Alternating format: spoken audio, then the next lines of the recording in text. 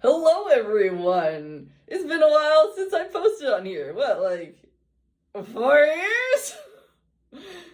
Yeah, I'm not back to do live streams like I used to. Mostly, I just want to do videos talking about topics that I wanted to make into comics or convey in my comics, but haven't really been able to.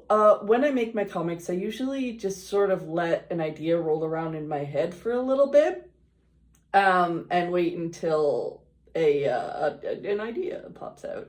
I don't just sit and like think, okay, what do I don't do that. So sometimes I'll have a topic rolling around in my head for a while and just no comic idea comes out. Sometimes I'll talk about it in the blurb or something like that, but it's like I can't convey it as well in, a 6-panel comic. It requires more deep, in-depth discussion. While I feel I am fairly good at taking complex ideas and kind of squishing them into something more simplistic, some topics need a bit more nuance. And what I want to talk about today is more of like a controversial, very much needs nuance, and that is the idea of good ABA. Now, to get everybody on the same page, ABA is applied behavioral analysis. It's a psychological discipline used mostly for autistic people, mostly autistic kids, but is also often used for dog training. Fun fact. So it was started by a guy named Dr. Ivor Levas, who also actually had a big hand in pushing gay conversion therapy. He actually was part of what was known as the Feminine Boy Project in the 70s, and published a book titled Behavioral Treatment of Deviant Sexual Behaviors in Male Child. So yeah, not the greatest of people. So if you've ever heard ABA called autism conversion therapy, his hand in gay conversion therapy is kind of why. It's like the same guy who made ABA had a big hand in gay conversion therapy. So thus you get autism, conversion therapy. That's where you get that. But much like with gay conversion therapy, ABA was originally made not to help autistic people, but Levas said that he wanted to make autistic children indistinguishable from their neurotypical peers. He didn't want to help them.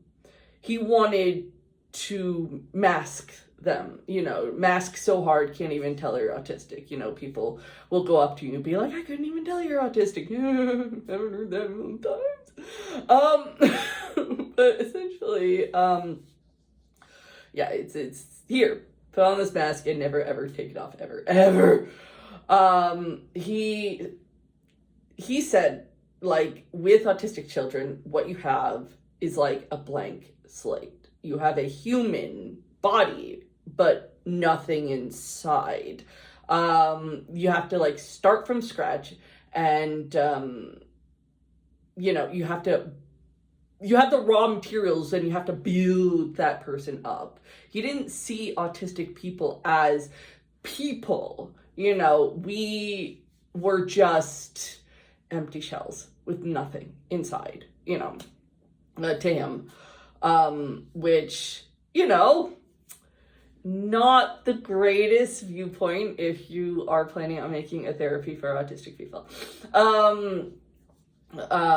So since then, people have been like, oh, ABA has changed. It's better, But it's like, look at modern ABA, look at all this stuff. But yeah, sorry, I've got notes just to make sure I remember all my points.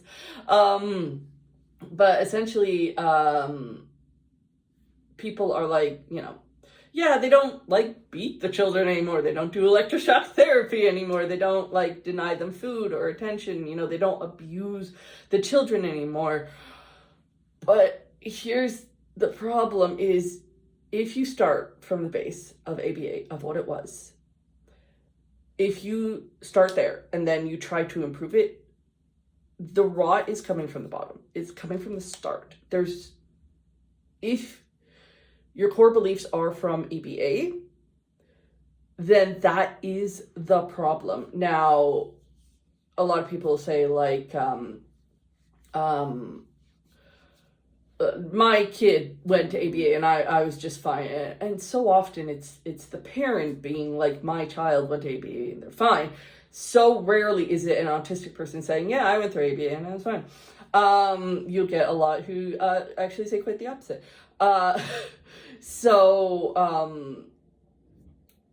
What is this good ABA therapy that people claim actually helps? Well, here's the thing.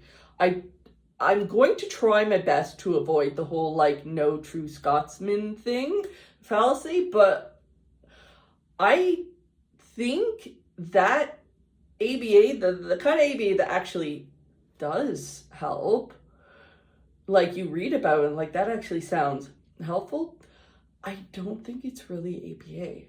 Like in the fundamental sense. They're using the term ABA for several reasons, but they aren't following the teachings. Basically, and it's sort of like, why? Well, when people think, autism, this person needs therapy, the first thing that comes to their mind, or the first thing that comes up in a Google search, is ABA. So it's sort of like, oh, my child's autistic, let's put them into ABA therapy. But also, ABA is basically the only kind of autism therapy that gets any kind of government funding, that gets covered by insurance. So it's sort of like, it's the most accessible and the most developed. So if you want to help autistic people, you read up about ABA, you go, ooh, yikes, but you still want as many people to come and get actual help. Calling your therapy ABA when it's not actually ABA, it seems like the smartest route to go, because I've had people, explain their experience with ABA, or they themselves are ABA therapists, they work in these clinics, and they explain what they do. And all I can think is that sounds more like something like occupational therapy, or it's just one-on-one therapy. You're getting guidance, you get, counseling, stuff like that. And, you're not trying to make this person act neurotypical. You're trying to help them cope. You're trying to help them, figure things out. And it's just sort of like, I'm not a professional. Please take my words with a grain of salt. I could be totally wrong, but it's just sort of like, that's what it seems like from what I've heard, from what I have read, is it just, that seems like what's going on. And I don't know enough about, I say it sounds like occupational therapy. I don't know enough about occupational therapy. I don't know the pros and cons, but to me, it does sound better than ABA. But yeah, it just seems like that's what's going on with me. Like, there is real ABA still going on. There is still, parents who will take their kids to real ABA. Those children basically have to do 40 hours of therapy a week, or yeah, it's like a week. It's like a full-time job. They go to school, they come home, they have to do a full-time job of ABA. That's still a thing. There still is, like, we still need to push back. But it's sort of like, I don't know if it's sort of like the stuff that people are like, no, this is actually good, this actually helped. Because, like, personal story, I have a family member, a young family member, who was put through ABA to help them with learning how to ride a bike. And their parent was there to witness it. And, like, never did this happen without the parent. And the parents saw no red flags, no harm come to their child. Their child was never distressed. It may be frustrated from trying to learn how to ride a bike, but the way they explained it to me, I'm like, that does not sound like what I've read. And so this was through a government-funded program. So this may have been a situation of, oh, if I want the government to fund this program, I have to call it ABA, or the government's just going to overlook it. They're just not going to care. I'm not going to get the funding I need. So that's what going through in my mind.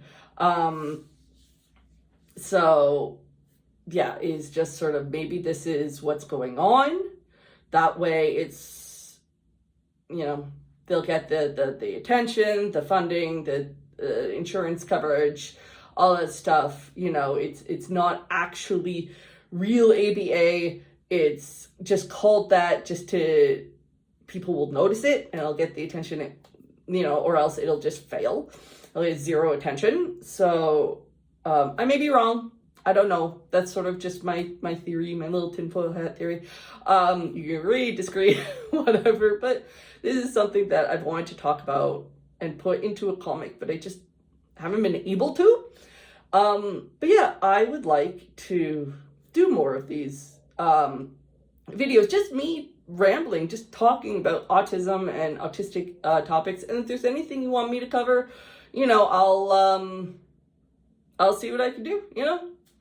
I'm always open to suggestions and also healthy criticism.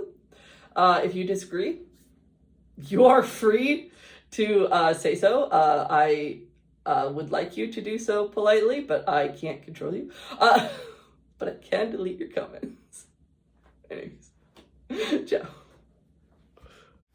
Hey, thank you for watching. If you'd like to help support me, you can always like, comment, subscribe, and share this video around. You can also join my Patreon, where you get to see these videos a week early for just $5 a month. You can also pick up one of my books. All links will be down below, so check them out. All right, until next time, see you then.